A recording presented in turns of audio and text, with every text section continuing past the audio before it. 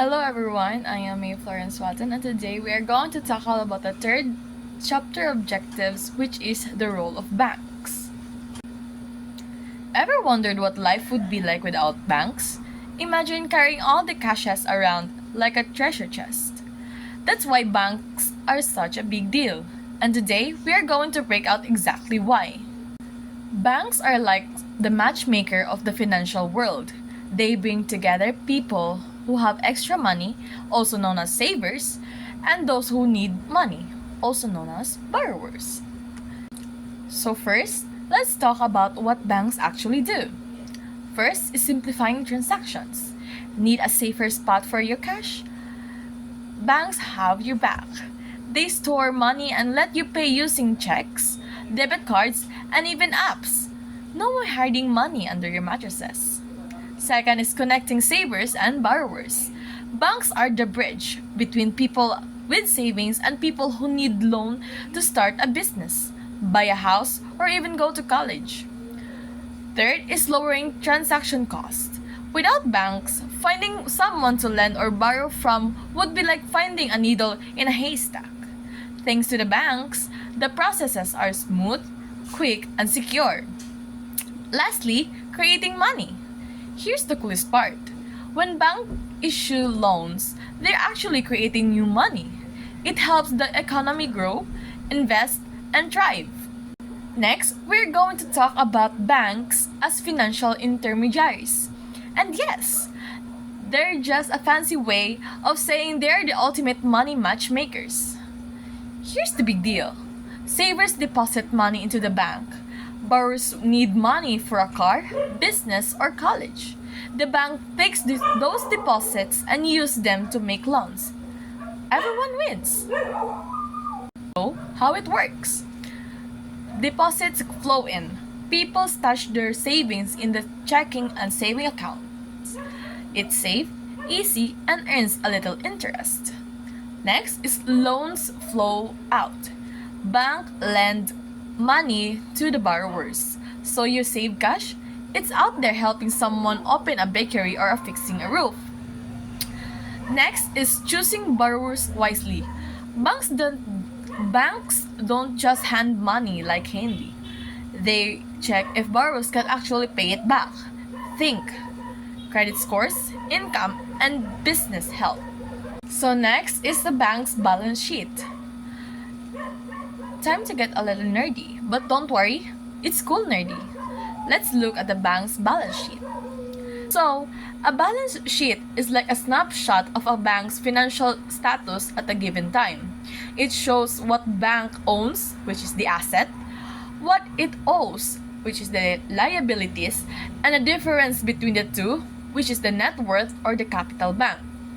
First, we're going to talk about the assets, which what the bank owns or controls. These are the resources that the bank uses to make money or fulfill its operations. Common bank assets include cash in vaults, reserve and federal reserves, loan it gave out, and investments like bonds. Next is the liabilities, what the bank owes. These are the obligations that the bank must pay back. Key liabilities include deposits from customers. When you have to deposit money into your savings or checking account, the bank owes that money back to you whenever you want to withdraw it. And borrowed funds. Sometimes banks borrow money from other banks, the central bank, or investors. These borrowed funds are also liabilities. Next is the net worth or the bank capital. This is the bank financial cushion.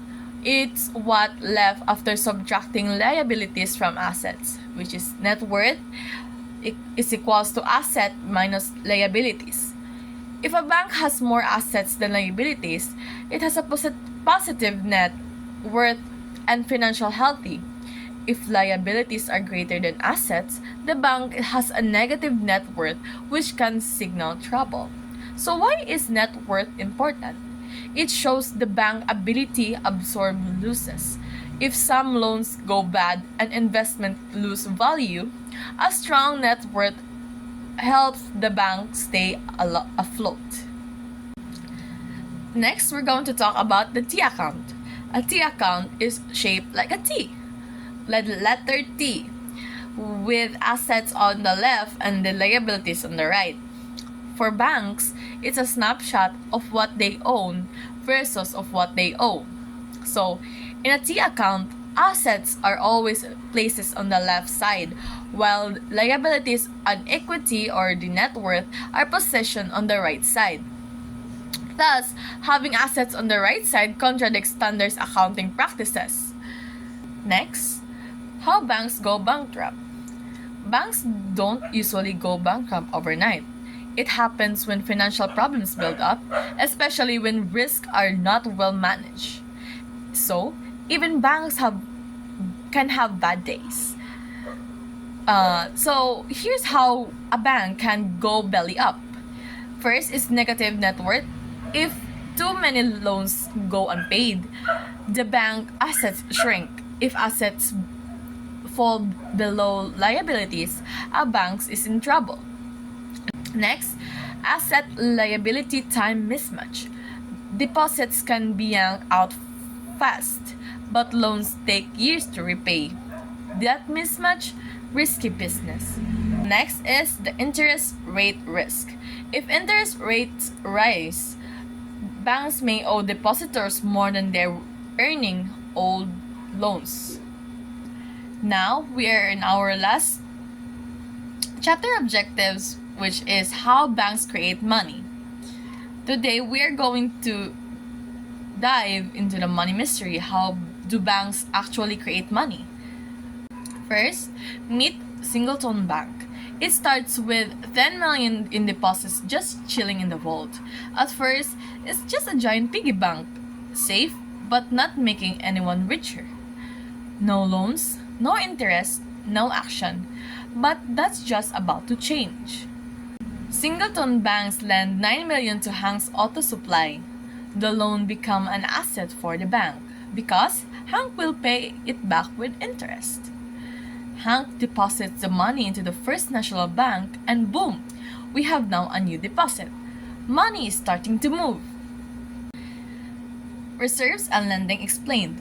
First National keeps 10% of the reserves, that's $900,000, and can loan out the rest, which is the $8.1 million. This is how money starts growing. See what's happening? One loan becomes a deposit, which becomes another loan, and so on. It's like a financial dominoes.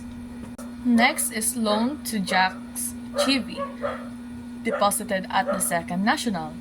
Next, that 8.1 million gets loaned to Jack's Chevy, who deposits it to the Second National Bank. The money supply just grew again. Now, we're up to 19 million in total deposits, starting from just a 10 million. That's the magic of fractional reserve banking. Recap with money multiplying. So how does it all work? Multiple banks are involved. Each holds only a fraction in reserves. Loans create new deposits, and each deposit make more money available for the next loan. This is how banks create money, not just by printing it, but by lending it into existence. We're going to talk about the money multiplier. So, when banks lend out money, it doesn't just stop there. Each loan becomes a deposit at another bank, which gets loaned out again, and so on. That's how the money multiplier works. The money multiplier tells us how much the money supply can grow based on the reserves bank kept. So, the basic formula is 1 divided by reserve requirement. So, if banks must keep the 10%, the multiplier is 10. That means $100,000 in reserve could support up to $10,000 in deposits. But hold up, cautions. Sounds powerful, right? But the real world throws some curveballs.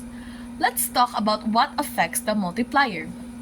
First is the high reserve requirements equals less lending. Banks can hold excess reserves during uncertainty. Recession is equals to fewer loans.